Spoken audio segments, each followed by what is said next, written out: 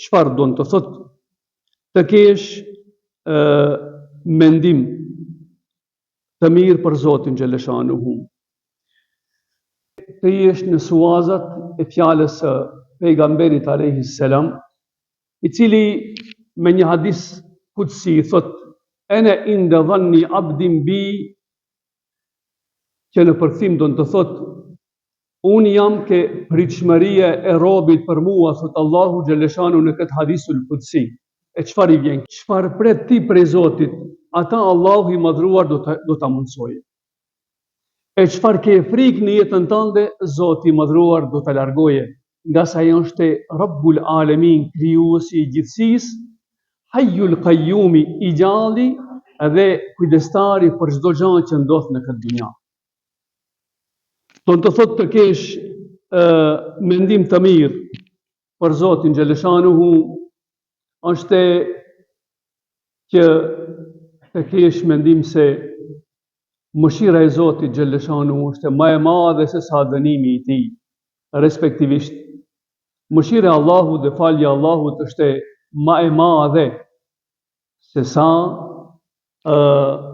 gabimet që i bën në jetën tënde. Kjo nuk është inkurajim që të veprojmë gabime dhe mëkate, nderuar i vëlla, por kjo është një inkurajim që gabimet që i ke bërë gjatë jetës mos të qëndrojnë mbi supet tuaja.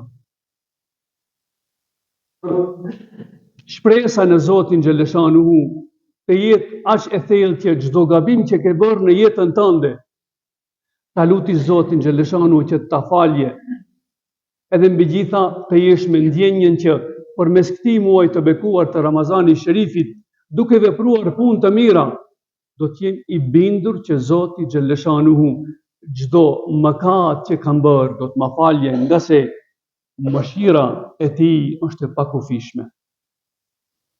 Çfarë do të thotë të kesh mendim të mirë për Zotin e madhruar?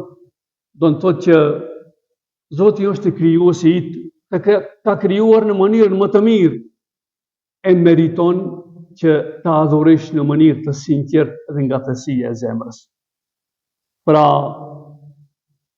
çdo herë kur jemi përpara një personi autoritativ, mundohen ta bëjmë punën si duhet, nga se autoriteti i tij na çon që ne të jemi më të përgjithshëm, më të disiplinuar ndaj punës që e veprojmë.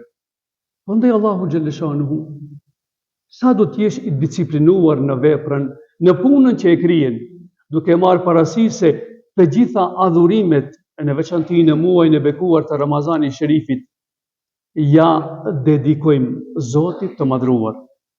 Respektivisht të nderuar besimtar, të kesh mendim të mirë për Zotin xhaleshanuhu do të thotë që çdo hap që e bën, çdo ibadet që e bën, mundohesh që ta pastrojsh brendësinë tënde pra zemra. Të gjithë ne e dimë se Allahu i madhruar në Kur'anin famullar thot: "O ju njerëz, u kam krijuar që të më adhuroni mua. E mbi gjitha çdo adhurim duhet të derdhet në zemrat tuaja që të shtohet devotshmëria dhe takvalloku.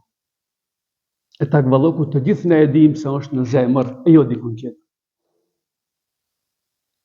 Të kesh mendim të mirë për Zotin e madhruar, i nderuar i vëlla, do të thotë që çdo angazhim që e bën në këtë dunja, ta mendoj se Zoti i madhruar të sheh, edhe Zoti i madhruar të shpërblem për atë angazhim shumë në këtë dhe në botën tjetër. Të kesh mendim që çdo herë kur jep një sadaka, kjo të shumë fishohet nga Zoti i madhruar. Allahu i madhruar në Kur'anin famullar thotë: "Wa yurbis sadaqat", dhe Zoti i madhruar e shton paran që e ke dhënë për hir të Allahu xhaleshanuhu përmes dhuratës së quajtur sadaka. Të kesh mendim për Zotin, të mirë për Zotin xhaleshanuhu do të thotë që çdo lutje që e bën të kthehet pozitivisht i.